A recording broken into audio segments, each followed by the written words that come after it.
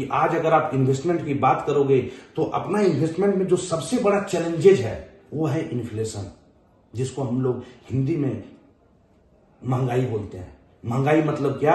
महंगाई की वजह से आज जो चीज आपको जितने प्राइस में मिल रही है फ्यूचर में उतने प्राइस में नहीं मिलेगी। आज अगर कोई चीज 100 रुपए में मिल रहा है, आप 5 साल बाद में उसका प्राइस 100 रुपए से ऊपर हो जाएगा, जिसके वजह से हम लोग को निवेश करना चाहिए, राइट।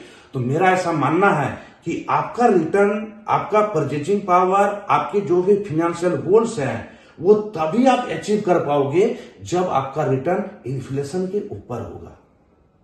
जी सर। अगर आपका रिटर्न इन्फ्लेशन से कम है तो financially actually day by day आपका परचेजिंग पावर कम हो रही है, बढ़ नहीं रही है। शायद हम और आप अपना गोल अचीव नहीं कर पाएंगे अगर मैं इन्फ्लेशन को बीट नहीं कर पाया। कि जनरली मैं जब लोगों से मिलता हूं ना तो कुछ लोग बोलते हैं सर मैं इन्वेस्टमेंट के लिए तो बराबर इन्वेस्टमेंट करता हूं बट इन्वेस्टमेंट करने के बाद भी, अच्छा रिटर्न मिलने के बाद भी लाइफ में वो सक्सेसफुल नहीं हो पाते हैं। मैं जनरली बहुत सारे लोगों को मिलता हूं कि अच्छा इन्वेस्टमेंट के बावजूद वो सक्सेसफुल क्यों नहीं करते हैं, क्योंकि वो अपना रिस्क कवर नहीं रखते हैं। तो इन्वेस्टमेंट के साथ कवर जरूरी है, बहुत जरूरी है सर।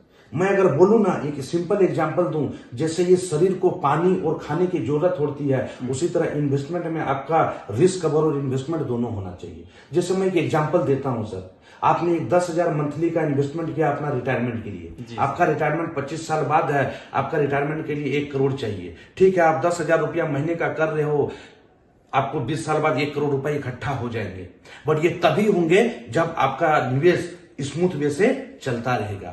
बट ये क्या 25 साल में तमाम चीजें अनसर्टेनिटी है। हो सकता है 2 साल बाद मैं बीमार पड़ गया, मैं हॉस्पिटल में एडमिट हो गया, 3 लाख खर्चा हो गया। 5 साल बाद हो सकता है मेरे को डेंगू हो गया या फिर और कोई बीमारी हो गई, और उस समय जब पैसों की जरूरत पड़ेगी तब मैं यही रिटायरमेंट वाला पैसा खर्च करूंगा।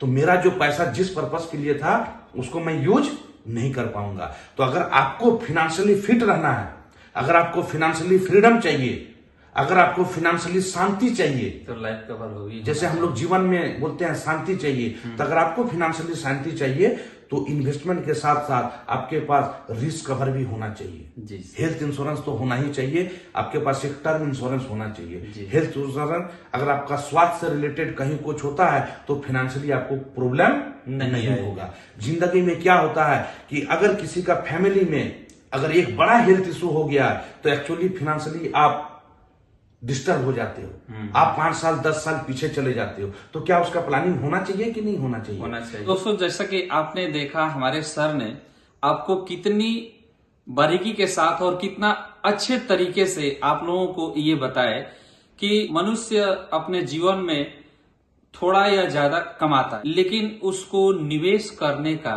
सही तरीका मालूम नहीं होता है। और अगर आप अच्छा खासा कमा रहे हैं, अच्छा खासा निवेश भी कर रहे हैं, तो इसके लिए लाइफ में आपको एक रिस्क कवर भी होना जरूरी है। जैसा कि सर ने बताया कि अगर मान लीजिए कि आप 10,000 महीने का निवेश कर रहे हैं लॉन्ग टर्म के लिए, और आपका जो गोल है तभी वो सफल होगा और तभी उस वहां तक आप सक्सेस होंगे जबकि कंटिन्यू वो चलता रहे। लेकिन लाइफ में आज के जो भाग दौड़ के जो जिंदगी है, कभी ना कभी कुछ ना कुछ डिस्टरबेंस आ ही जाता है। जैसे कि मान लीजिए अभी सपोज दैट 2 साल 3 साल पहले कोरोना आ गया अचानक, तो कभी भी ये सब हो सकता है। इसके लिए लाइफ कवर भी जरूरी है। और मैं आपसे ये रिक्वेस्ट करूंगा कि अगर सर की बातें समझ में आ गई हो तो ये विचार करने के लायक